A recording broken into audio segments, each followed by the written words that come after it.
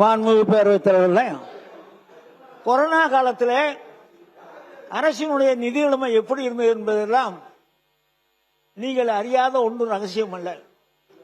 அந்த கஷ்டத்திலே கூட 4000 ரூபாய் வழங்கினார்கள். எங்களுக்கு என்ன பிரச்சனை என்று சொன்னால், எங்கள் பக்கத்திலே இருக்கால போய் நீ ஏன் எங்களுக்கு ஓட்டு போடல, நாங்க உங்களுக்கு நிறைய செஞ்சிருக்கோமே, எங்க தலைவர் இதெல்லாம் பண்ணியிருக்காரு அப்படின்னு சொல்லும்போது என்ன சொல்லிட்டாங்க, நம்முடைய முதலமைச்சர் வந்தா எங்களுக்கு 10,000 ரூபாய் கிடைக்கும், நான் வீட்டில் இருந்தா 4000 ரூபாய் கிடைக்கும், எங்க வீட்டுக்காரம்மாவுக்கு எங்க அம்மாவுக்கு 3000 ரூபாய் கிடைக்கும், இதெல்லாம் கணக்கு போட்டு 10,000 ரூபாய் மாசம் கிடைக்கும், 6 சிலிண்டர் வரை கிடைக்கும், நீங்க வந்தா கொடுப்பீங்களா, அதுக்காகத்தான் ஓட்டு போட்டோம். நாங்கள் அதுல ஏதாவது ஒன்று வருவான்னு நான் தேடி தேடி பார்த்தோம். பொது பட்ஜெட்டையும் பார்த்தோம். நாங்கள் மக்கள் மத்தியிலே கொள்கையை சொல்லி கொஞ்சம் இருக்க நான் பேசிக்கிறேன், நான் ஒன்றும் சொல்லலையே, கொஞ்சம் சண்டை ஓடலையா இருங்க நாங்க இது கொஞ்சம் கொஞ்சம் நான் பேசிக்கிறேன், நான் இதை சொல்லு. ஒரு நிமிஷம். மாண்புமிகு வனத்துறை அமைச்சர் அவர்கள். மாண்புமிகு பேரவைத் தலைவர் அவர்களே, அவர் உறுப்பினர் அவர்கள் அடுக்கடுக்காக சொல்றாங்க, திருமங்கலம் ஃபார்முலா இருந்து 2026 வரைக்கும் அதாவது ஓட்டுக்கு பணம் கொடுக்கிற அந்த திட்டத்தை அவர் அடுக்கடுக்கா சொல்லிட்டு வந்தாரு. அவர் கருணாநிதி, நம்முடைய முன்னாள் முதல்வர் கருணாநிதி பத்தி அடுக்குமொழியில சொல்லிட்டு வந்தாங்க. இங்க பாருங்க, உறுப்பினர் 2026ல ஒரு ரூபாய் ஓட்டுக்கு பணம் கொடுக்காம முதலமைச்சர் வந்திருக்காரு. வனத்துறை அமைச்சர் பணம் கொடுக்காம அமருங்க. என்னுடைய காஞ்சிபுரம் சட்டமன்ற தொகுதியில 1500 ரூபாய் ஓட்டுக்கு மொத்த ரூபாய் கொடுக்கல. வனத்துறை அமைச்சர் உட்காருங்க.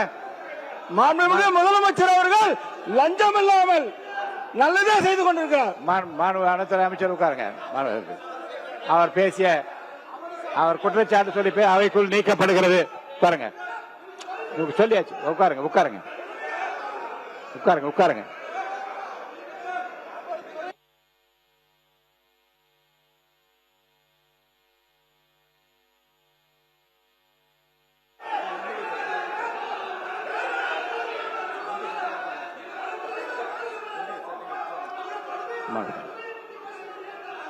உட்காருங்க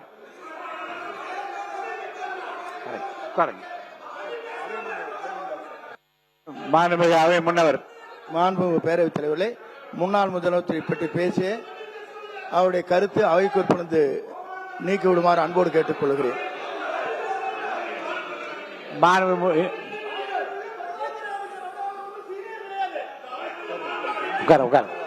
உட்காருங்க. மாண்புமிகு உட்காருங்க. நீக்கிட்டேன். அவை குறிப்பு நீக்கி இருக்கேன். உட்காருங்க.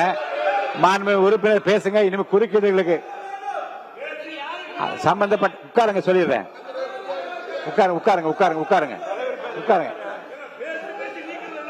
எதிர்கட்சி கொறடா ஒண்ணு உட்காருங்க. நீங்க சொல்லி உட்காருங்க. உறுப்பினர் பேசுங்க. இனி உறுப்பினர் பேசுகிற போது குறுக்கீடுகளை தவிர்த்து அவர் பேசி முடிந்த பிறகு விளக்கங்களை பெறலாம். உறுப்பினர் மட்டும் பேசுங்க. உட்கார சொல்லிட்டேன். நான் தான் விளக்கம் சொல்லிட்டேன். உட்காருங்க. இதை பத்தி விளக்கம் சொல்லிட்டேன். உட்காருங்க. நான் சொல்லிட்டேன்ல, அதே விளக்கத்தை நான் சொல்லிட்டேன். உறுப்பினர் பேசி முடித்த பிறகு சம்பந்தப்பட்ட துறை சார்ந்த அமைச்சர்கள் பதில் சொல்லலாம். அது வரைக்கும் குறுக்கீடு இல்லாமல் உறுப்பினர் பேசும்படி கேட்டுக்கொள்கிறேன்.